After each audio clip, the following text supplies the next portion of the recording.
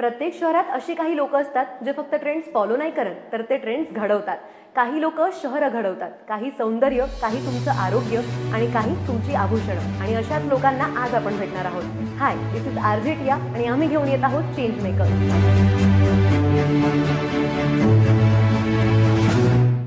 मी आहे आजी वैष्णवी आणि असे एक चेंज मेकर आहेत ग्रेस रिअल्टीचे राहुल जैन सर, ज्यांच्याशी त्यांच्या जर्नी बद्दल आपण विचारणार आहोत आणि त्यांच्याशी गप्पा मारणार आहोत.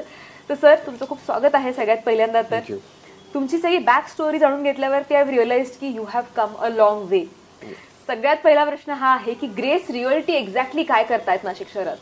ग्रेस रिअल्टी बेसिकली आम्ही एक विजनवरती वर्क करतो आहे, ज्याच्यामध्ये आपल्याला जास्तीत जास्त लोकांना प्रॉपर्टीबद्दल अवेअर करून त्यांचं एक स्वप्न असतं. प्रत्येकाला वाटतं की आपलं एक फार्म हाऊस असावं किंवा एक फार्म हाऊस आता ट्रेंडिंग आहे. फार्म हाऊस सेकंड होमचा एक उपयोग कसा असतो, जिथे आपण एक फ्रेश ब्रीदिंग घेऊ शकतो आणि आपलं लाईफ काही वर्षांनी वाढवू पण शकतो, कारण निसर्गाचा तो सगळा सहवास असतो. तर आम्ही जास्तीत जास्त लोकांना त्या निसर्गाच्या सानिध्यात नेण्याचा प्रयत्न करतोय. 2016 पासून मी या वर्किंगमध्ये आहे. रिअल इस्टेटमध्ये मोस्टली फार्म हाऊस सेक्टरमध्ये मी काम करतो आहे आणि सक्सेसफुली मी आतापर्यंत जवळपास 250 ते 300 लोकांना तिथे सर्व केलेलं आहे बऱ्याच प्रोजेक्टच्या माध्यमातून. त्यांच्या त्या इन्व्हेस्टमेंटमधनं त्यांना भविष्यात चांगले रिटर्न्स सुद्धा मिळतील, हेल्थचे आणि वेल्थचे सुद्धा. राईट. अगदी दुसऱ्या टोकाच्या तुम्ही शहरातून आलेला आहात आणि इथल्या रिअल इस्टेटच्या अननोन बिझनेसमध्ये एंटर केलेला आहे. कॉम्पिटिशन कशी आहे आणि how did you bring this brand up till here? या सिटीमध्ये येऊन बिझनेस करायचा हे सुद्धा एक खूप मोठा निर्णय पण होता आणि एक आपण म्हणतो की आपल्याला काहीतरी साध्य करायचं आयुष्यामध्ये, तर ही खरी संधी आहे. कारण आपल्याकडे काही नसेल तरच आपण काही मिळवण्याचा प्रयत्न करू शकतो. तर मग याच दिशेने मी आपली वाटचाल केली. या सिटीमधनं अगदी ग्राउंड वर्क पासून मी काम सुरू केलं. पूर्वी असोसिएट्स होतो एका कंपनी सोबत, नंतर मग ग्रेस रिअल्टीचा विचार आला आणि स्वतःची एक स्ट्रेंथ ओळखली की नाही आता आपण ही सुरुवात करू शकतो. त्यावेळेस मी 2016ला डिसिजन घेतलं की नाही, आपण आपलं स्वतःचं एक ब्रँड सुरू करावा, जेणेकरून त्याच्यामध्ये आपण आपले विचारांप्रमाणे काम करू शकू.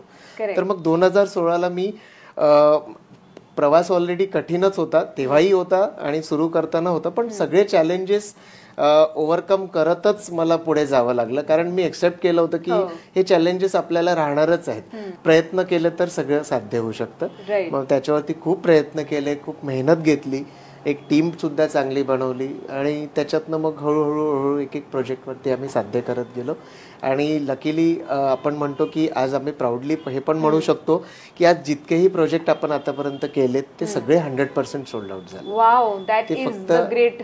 आणि फक्त एक मेहनत आणि लोकांचा विश्वास. डेफिनेटली विश्वास तर खूप महत्वाचा आहे आणि तुम्ही चॅलेंजेस मला सांगितलेत की तेही तुम्ही ओव्हरकम केलेत.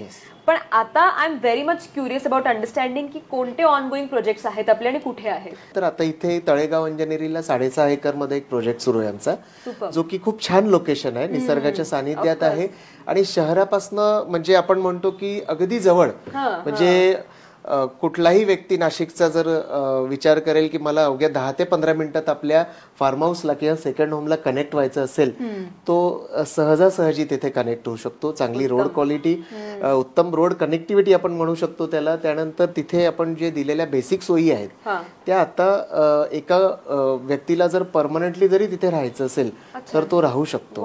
आपण तिथे इलेक्ट्रिसिटी प्रोव्हाइड केलेली आहे, स्ट्रीट लाईट्स आहेत, वॉटर कनेक्शन्स आपण ज्याला म्हणू, असं आपण त्या ऍग्रिकल्चरल लँडचा प्रोजेक्ट तिथे देतोय. उत्तम. सुरुवातीला जसं राहुल सर म्हटले की लोकांना समजून देण्याचा आणि एज्युकेट करण्याचा ह्या सगळ्यामध्ये मेन फोकस आहे, तो ग्रेस रिअल्टी करता आहेत. So this is the future of Nashik. Thank you so much Rahul sir, तुमचा वेळ दिलात. Thank you so much.